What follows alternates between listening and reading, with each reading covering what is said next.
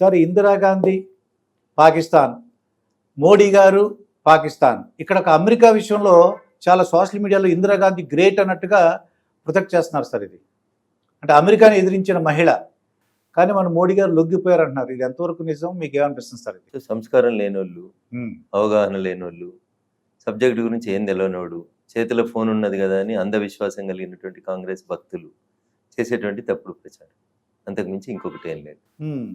మోడీ గారు కాదు, భారత సైన్యం, భారత ప్రభుత్వం తీసుకున్నటువంటి నిర్ణయాలకి పాకిస్తాన్ గడగడలాడిపోయి తమ దేశం ముక్కలైపోతుందని చైనాకి, అమెరికాకి పోయి కాళ్ళేళ్ళు ముక్కొని కాంప్రమైజ్ డీల్ కని వచ్చి కాంప్రమైజ్లో కాల్పుల విరమణ చేయాలని దాన్ని మళ్ళీ 2 గంటల సేపు కూడా ఓర్చుకోలేనటువంటి మూర్ఖపు దేశం పాకిస్తాన్. ఇందిరాగాంధీని మోడీ గారితో కంపేర్ చేయడం వేస్ట్. ఎందుకంటే ఇందిరాగాంధీ గారి లాగా మేము ఎమర్జెన్సీ పెట్టలేము దేశంలో, ఇందిరాగాంధీ గారి లాగా మేము ప్రజాస్వామ్యాన్ని కాలరాయలేము, ఇందిరాగాంధీ లాగా మేము మైనార్టీ అపీస్మెంట్ చేయలేము, ఇందిరాగాంధీ గారి లాగా ఈ దేశానికి సంబంధించినటువంటి అనేక తప్పుడు కార్యక్రమాలు, ఆర్టికల్ 370 వంటి వాటిని 100 సార్లు మేము ప్రయోగించలేము. So don't compare ఇందిరాజీ with Modiji. వీళ్ళు సోషల్ మీడియాలో ఏమంటారంటే అమెరికానే అంటే మీరు ఏ ఇన్వాల్వ్ అవ్వకూడదు, మేము చూసుకుంటామని అన్నారు. మోడీ గారు మాత్రం వితౌట్ కామన్ సెన్స్ అన్న మాట ఉపయోగించారంట. ఆ కామన్ సెన్స్ అన్న మాట ఏంటి అని అర్థం అందరికి, ప్రజలకి కొద్దిగా కామన్ సెన్స్ లేని వాళ్ళ గురించి మనం మాట్లాడుకోవడం బాగుంటది మాస్టర్.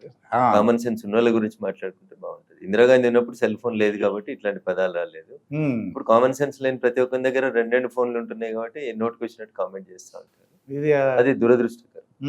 యుద్ధం జరిగితే ఏం జరుగుతుంది, దేశం ఏంది, దేశ పరిస్థితులు ఏంది అవగాహన లేకుండా చేతిలో సెల్ ఫోన్ ఉంది కదా అని ఏది పడుతుంది పోస్ట్ చేసే వాళ్ళ గురించి మనం మాట్లాడుకోవడం మీకు నాకు ఇద్దరు కూడా సమయం వేస్ట్, టైం వేస్ట్. అప్పుడు పరిస్థితులు వేరు, ఇప్పుడు పరిస్థితులు వేరు 100%. ఇక రోహింగ్యాలను బంగ్లాదేశ్, మా కామన్ పీపుల్ ఏంటంటే ఈ మన హైదరాబాద్లో కొంతమంది ఉన్నారంటున్నారు. అసలు ఎలా వచ్చారు వాళ్ళు, ఎవరైతే ఆశ్రయించారో వాళ్ళకి మనం అవగాహన సదస్సులు పెట్టలేము సార్ మనం. సో రోహింగ్యాలు బంగ్లాదేశ్ నుంచి వస్తున్నటువంటి అక్రమ వలసదారులు, వీళ్ళకి సంబంధించి ఈ దేశ ప్రజలందరూ కూడా అర్థం చేసుకోవాల్సింది ఏంటంటే, చాలా మంది మిత్రులు మీలాంటి జర్నలిస్టులు కూడా అడుగుతుంటారు, సార్ కేంద్రంలో మీరే అధికారంలో ఉన్నారు కదా, ఎట్లా రాణిస్తా ఉన్నారు, ఎట్లా వచ్చినారని చాలా మందికి మౌఖికంగా వస్తుంది. అదే మా డౌట్ అండి. సో భారతదేశం బంగ్లాదేశ్ తోటి బార్డర్ పంచుకుంటున్నటువంటి ప్లేసుల్ని గమనంలోకి తీసుకుంటే, వెస్ట్ బెంగాల్ బంగ్లాదేశ్కి బార్డర్ సుమారు 560 కిలోమీటర్ల బార్డర్ ఉంటుంది. వెస్ట్ బెంగాల్కి బంగ్లాదేశ్కి, అంటే భారతదేశానికి బంగ్లాదేశ్కి మధ్యలో సుమారు 560 కిలోమీటర్ల బార్డర్ ఓన్లీ వెస్ట్ బెంగాల్తో కూడుకున్నటువంటి బార్డర్ ఉంటుంది. వెస్ట్ బెంగాల్ని గత 10 సంవత్సరాలుగా ఎవరు పరిపాలిస్తున్నారో మీకు తెలుసు. ఆమె కదా పిచ్చి, ముస్లింస్ ఓట్లేస్తేనే గెలుస్తానని చెప్పి బంగ్లాదేశ్కి వెళ్ళి వచ్చిన ప్రతి ముస్లింకి, లేదా మయన్మార్కి వెళ్ళి వచ్చినటువంటి రోహింగ్యాలకి ఆమె ఇక్కడ ఆశ్రయం ఇచ్చి కొంతకాలం తర్వాత వాళ్ళకి అక్కడ ఓటర్ ఐడిని క్రియేట్ చేసి, వాడు ఏదో కూలీ పని మీద హైదరాబాద్కి వచ్చినట్టు, నిజామాబాద్కు వచ్చినట్టు వచ్చి ఇక్కడ సెటిల్ అయ్యి, తర్వాత హైదరాబాద్లో ఉన్నటువంటి ఎంఐఎం సహకారంతో, లేకపోతే ఇంకా ఇతర ముస్లిం మత పెద్దల సహకారంతో, ఎక్కడైతే హిందువుల జనాభా ఎక్కువ ఉందో అక్కడక్కడ చిన్న చిన్న గ్రూపులుగా వచ్చి వాళ్ళు ఓన్లీ ఇక పిల్లల్ని కనడం అనేటువంటి ఒకే ఒక పని పెట్టుకొని మన డెమోగ్రఫీని డిస్టర్బ్ చేసేందుకు ప్రయత్నం చేస్తూ ఉన్నారు. అది ఇంటెన్షనల్ గా, ఆర్గనైజ్డ్ గా జరుగుతుంది. ఇది ఒక ఆర్గనైజ్డ్ క్రైమ్. ఇది హిందూ బంధువులందరూ ఆలోచించుకోవాల్సిన విషయం ఏంటంటే, మనం ఇంటికి ఒకరు ఇద్దరు ఈ దేశం బాగుండాలని జనాభా నియంత్రణకి మనం పోతుంటే 2045కి వచ్చేసరికి ఈ జనాభాలో 40% మా జనాభా పెంచుకోవాలని ఇస్లాం చెప్పలేదు, నాకు తెలిసి ఖురాన్ కూడా చెప్పిందని నేను అనుకోను సార్, నాకున్న పరిమిత పరిజ్ఞానంతో. కానీ వాడు 4 పెళ్లిళ్ళు ఎందుకు చేసుకుంటాడంటే ఒకరి తర్వాత ఒకరు కంటిన్యూస్ గా ప్రొడక్షన్ పెంచడానికి, వాళ్ళ జనాభాను పెంచడానికి తప్ప ఇంకొకటి లేదు. నేను ఈ మధ్యలో రాజస్థాన్లో ఒక ప్రొఫెసర్ని కలవడం జరిగింది. ఆయన ఒక పెద్ద ప్రొఫెసర్, స్కాలర్, డాక్టరేట్లు ఉన్నాయి, 10 డాక్టరేట్లు ఉన్నాయి, పెద్ద మేధావి, నిజంగా కూడా మంచి సబ్జెక్ట్ ఉన్నటువంటి వర్త్ ఉన్నటువంటి ప్రొఫెసర్. ఆయనకి 4 భార్యలు, 19 మంది పిల్లలు. ఏం మాట్లాడతాం సార్ ఆయనతోటి? ప్రొఫెసర్ ఆయన ఏం సార్ ఇది అని అడిగితే, అంతే మేము అట్లా చేయాలనుకుంటున్నాం, చేస్తా ఉన్నాం. Our intention is to increase the population. మేము జనాభా పెంచాలి, హిందువుల కంటే మా జనాభాను పెంచుకోవాలి, ఇది తప్ప మాకు వేరే మిషన్ లేదు. They are working for a machine.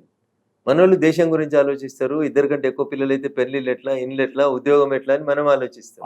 వాళ్ళకి ఏం లేదు, ఇక వాళ్ళకి ఒకటే ఏజెండా. ఒకరికి అరటి పండు బండి పెట్టియచ్చు, ఒకరికి పంక్చర్ షాప్ పెట్టియచ్చు, ఏం లేకపోతే ఎడికన్నా పంపించవచ్చు, ఏదన్నా చేయవచ్చు.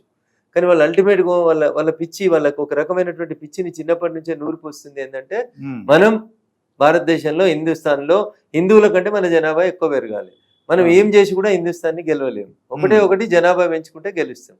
జనాభా పెరగాలంటే మీరు ఒకటే పని చేయండి, ఇక వేరే ఏం పని చేయకుండా. నారు పోసినోడు నీరు పోయాడా, పుట్టించినోడు ఏదో ఒక ఉపాధి ఇస్తాడు, పుట్టించి రోడ్డు మీదకి వదిలేసేయరు ఇంకా వాళ్ళని. అది దిస్ ఈస్ దేర్ మోటో. వాళ్ళు మిషన్ కోసం పనిచేస్తారు, మనమేమో దేశం కోసం ఆలోచిస్తున్నాం. కాబట్టి ఇలా హిందూ సమాజం కూడా ఆలోచించాల్సినటువంటి పరిస్థితి. మనం 80-85% నుంచి మనం ఇలా 70%కి మన జనాభా ఎందుకు తగ్గిపోయింది, 2, 3, 4, 5 నుంచి వాళ్ళ జనాభా 12-15% ఎందుకు పెరిగిపోతా ఉంది అనేది ఆలోచించుకోవాలి. It is the real time. మీరు అడిగినారు కాబట్టి this is the real time for Hindus to rethink. మనం ఒకరికి ఇద్దరికి ఆగిపోవడం వల్ల మనకు జరుగుతున్నటువంటి నష్టమైంది. ఇప్పుడు మాస్టర్ జీవితకాలం కష్టపడి 100 కోట్లు సంపాదిస్తాడు. మాస్టర్కి ఒక కూతురు ఉంటది. అమ్మాయి కాలేజీకి పోయేటప్పుడు తీసుకుపోయి ఆటో డ్రైవరో బస్ డ్రైవరో ఎవడో కూడా అమ్మాయిని తీసుకొని వెళ్ళిపోతాడు. మీరు వేరే రకంగా అర్థం చేసుకోవాలి. లవ్ జిహాద్ పేరిట వాడికి ఏముండదు, తింటాడు, ఒళ్ళు పెంచుతాడు, అందంగా తయారవుతాడు, ఇంత సెంటు కొట్టుకొని వస్తాడు. ఈ అమ్మాయి ఏదో వాడి మంచి మాటలకి ట్రాప్ లో పడుతుంది, ఈ అమ్మాయి వెళ్ళిపోతుంది. ఆ యుక్త వయసులో ఇబ్బంది జరుగుతుంది. Master in the sense somebody X పోతుంది. మీరు జీవితకాలం కష్టపడి 50 ఏళ్ళు సంపాదించిన 100 కోట్ల అమ్మాయికి వెళ్ళిపోయింది. ఇంకేముంది ఇక్కడ? 4 రోజులు పోగానే అమ్మాయికి బురికేస్తాడు. 5వ రోజు నుంచి ఇక ప్రొడక్షన్, మిషన్ ప్రొడక్షన్ కి తీసుకున్నట్టు తీసుకుంటాడు అంతే. కాంట్రాక్ట్. ఈ అమ్మాయికి నచ్చలేదు, ఏడాది తర్వాత ఇంకొక అమ్మాయిని పెళ్లి చేసుకుంటాడు. ఉంటే 2 ఉండండి, లేకపోతే 3వ అందించుకుంటాడు. So their agenda is how to increase the Muslim population in this country. This is their main agenda. Now the question before the Hindus is, మీరు ఆలోచించురు. గొప్ప గొప్ప సెక్యులర్ పదాలు, గొప్ప గొప్ప మేధావుల పదాలు, బంగ్లాలు, బెంజ్ కార్లు ఉంటేనే పిల్లలు బతుకుతారు అనే తప్పుడు ఆలోచన నుంచి బయటికి రండి. సో అట్లీస్ట్ మనం 1, 2 అనే పదం నుంచి మనం కూడా 3, 4 వైపు ఆలోచించాల్సిన పరిస్థితి వస్తుంది. లేకపోతే ఇంకొక 20 సంవత్సరాల తర్వాత ఈ దేశంలో ముస్లింల జనాభా 20-25% వస్తేనే ఇప్పుడు ఓల్డ్ సిటీలో పరిస్థితి ఏంది, కిషన్ గంజ్ లో పరిస్థితి ఏంది, ఇంకా ఇతర ప్రాంతాల్లో పరిస్థితి ఏంది ఒకసారి గమనించండి. అందుకని now it is the time to think how to control the Muslim population and how to increase Hindus population at the same ratio. ఆ రేషియోలో డిస్క్రిపెన్సీ వచ్చి హిందువుల జనాభా తగ్గిపోతూ ముస్లింల జనాభా రోజు రోజుకు పెరుగుతూ వచ్చింది అనుకోండి, వాళ్ళు ఒక టైం వచ్చిన తర్వాత మళ్ళీ ఈ దేశాన్ని కూడా ఇస్లామిక్ దేశంగా మార్చడానికి ప్రయత్నం చేస్తారు. అనేక రకాలైనటువంటి మతాలు, అనేక దండయాత్రల తర్వాత కూడా ఈ దేశం గట్టిగా నిలబడింది కాబట్టి, హిందూ ధర్మాన్ని తట్టుకొని నిలబడింది కాబట్టి హిందూ ధర్మం యొక్క గొప్పతనం అది. So now it is a time to think about it. మన ధర్మం మీద ఒక క్రమ పద్ధతిలో ఒక ఆర్గనైజ్డ్ క్రైమ్ చేస్తున్నారు వాళ్ళు. 2015లో ఇంత, 2025లో ఇంత, 2035లో ఇంత, 2045లో ఇంత. This is our target. వాడు బంగ్లాదేశ్కి వెళ్ళి వచ్చినా, మయన్మార్కి వెళ్ళి వచ్చినా, పాకిస్తాన్కి వెళ్ళి వచ్చినా, ఏ దేశంకి వెళ్ళి వచ్చి ముస్లిం భారతదేశంకి వచ్చినా, is duty is to produce, reproduce again and again to increase. మనోళ్ళ కుటుంబాలేమో పెద్ద కుటుంబాలన్నీ పోయి చిన్న చిన్న కుటుంబాలు, న్యూక్లియర్ ఫ్యామిలీస్ కి మనం కన్ఫైన్ అవుతున్నాం. వాళ్ళు ఏం చేస్తారు, ప్రతి ఇంట్లో 20 మందిని మినిమం క్రికెట్ టీం ఉంటుంది, మాక్సిమం 2-3 క్రికెట్ టీముల్ని కానీ వాడు దేశం మీదకి వదిలేస్తా ఉన్నాడు. ఇలా హిందువులు ఆలోచించాలి, మేధావులు ఆలోచించాలి, సోషల్ మీడియాలో పోస్టులు పెడుతున్నటువంటి మా సెక్యులర్ మిత్రులు ఆలోచించాలి. ఇది ఎవరు గొప్ప ఎవరు చెడ్డ అని కాదు. ఇంకో 20 ఏళ్ల తర్వాత నీ కూతురికి, నీ కొడుక్కి ఈ దేశంలో ఏ స్థానం ఉంటుంది అనేది ఒకసారి ఆలోచించాల్సిన అవసరం వచ్చింది. This is the real time to think. If you don't start thinking, rethinking about religion and the future, వాళ్ళు పెరుగుతున్న జనాభా రేషియోని మీరు ఆలోచించి చూడండి. వాళ్ళు ఎంత స్పీడ్లో పెరిగినరు, ఎంత స్పీడ్లో పెరుగుతున్నారు, మనం ఎంత స్పీడ్లో తగ్గుతున్నాం అనేటువంటి ఒక కామన్ ఆలోచన. వారు ఎవరో మిత్రుడు కామన్ సెన్స్ అని పెట్టిండు కదా, ఆ కామన్ సెన్స్ ఉన్న పెద్ద మనిషి ఒకసారి కామన్ సెన్స్ ని ఉపయోగించి ఆలోచించమనండి. ఆయనకు నిజంగా ఈ దేశం మీద ప్రేమ ఉంటే, ఆయనకు భార్య ఉందా, పిల్లలు ఉన్నారా, వాళ్ళు ఎంతమంది ఉన్నారు, వాళ్ళ ఇంటి పక్కన ఎవరన్నా ముస్లిం ఫ్యామిలీ ఉంటే వాళ్ళు ఎంత పెరిగిరు, వాళ్ళ గల్లీలు అనేది చిన్నప్పటి నుంచి ఇప్పటిదాకా ఏం జరిగిందో ఒకసారి ఆ ఊరి జనాభాని తీసుకొని డెమోగ్రఫీ ఎట్లా మారిందో లెక్కేసుకొని చూడమని. ఎందుకు వస్తున్నాయి మదర్సాలు? ఎక్కడెక్కడి నుంచో వచ్చి మదర్సా పెట్టి 100 మందిని ఆ ఊరి మీద వదిలేస్తున్నారు. వాడు లవ్ జిహాద్ పేరిట మంచి మంచి హిందువుల అమ్మాయిలను పెళ్లి చేసుకొని ఆస్తులు కొల్లగొడుతున్నారు. ఏం చేస్తారు? వాళ్ళకి ఏముంది? చదువు లేదు, సంధ్య లేదు, ఉద్యోగం లేదు, రెస్పాన్సిబిలిటీ లేదు, ఫ్రీగా తిని ఫ్రీగా దేశం మీద బతుకుతున్నాడు. దొంగతనాలు వాళ్ళే చేస్తున్నారు, తప్పుడు పనులు వాళ్ళే చేస్తా ఉన్నారు, క్రైమ్ వాళ్ళే చేస్తా ఉన్నారు. మదర్సాల పేరిట, హిందువుల పేరిట, హిందువులకు వ్యతిరేకంగా ఒక ఆర్గనైజ్డ్ క్రైమ్ ని దేశవ్యాప్తంగా చేస్తా ఉన్నారు. అందుకనే మదర్సాల్ని కంట్రోల్ చేయాలనేటువంటి నినాదాన్ని రఘునందన్ రావు మొదలు పెట్టిండు. ఇంకో విషయం ఏంటంటే, మన హిందూ సమాజం అన్నారు కదా, వాళ్ళు నో కిడ్స్ అని కొట్టుకోబెట్టారండి. వాళ్ళు ఏంటంటే మన ఇద్దరికి వాళ్ళు హిందూ సమాజం కాదు సార్, వాళ్ళు హిందువులకి ద్రోహం చేసేటువంటి వాళ్ళు, హిందువులని వ్యతిరేకించేటువంటి మూర్ఖులు.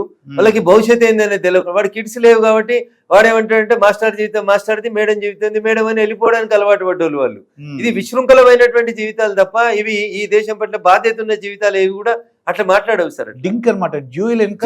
జపాన్ లాంటి వాళ్ళు, జపాన్ లాంటి దేశాలలో, చైనా లాంటి దేశాలలో పిల్లలు అంటే ఇన్సెంటివ్లు ఇస్తామనేటువంటి పరిస్థితి వస్తుంది. ఎందుకు వస్తుంది అనేది ఒకసారి ఆలోచించాలి. కాబట్టి ద సోకాల్డ్ మేధావులు, ద సోకాల్డ్ సెక్యులరిస్టులు ఇలా మీరు నిజంగా గుండె మీద చేసుకొని ఆలోచించుర్రు.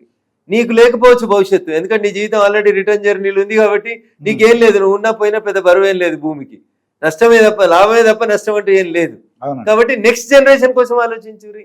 ఈ దేశ భవిష్యత్తు కోసం ఆలోచించండి, ఎటువైపు పోతుంది దేశం అనేది ఆలోచించండి. అందుకని ఇందిరాగాంధీ గారిని తెచ్చి అట్లాంటి మంచి పనులు మోడీ గారి చేత చేయించాలని ఆలోచించకండి. ఒకవేళ మోడీ గారు ఎమర్జెన్సీ పెడితే ఈ సెక్యులరిస్టులు ఈ కామన్ సెన్స్ పదాలు వాడేటోడు ఎవడు బయట ఉన్నాడు కదా, ఏడుంటాడో మీకు తెలుసు. అందుకని డోంట్ ఫోర్స్ మోడీజీ టు డూ దట్.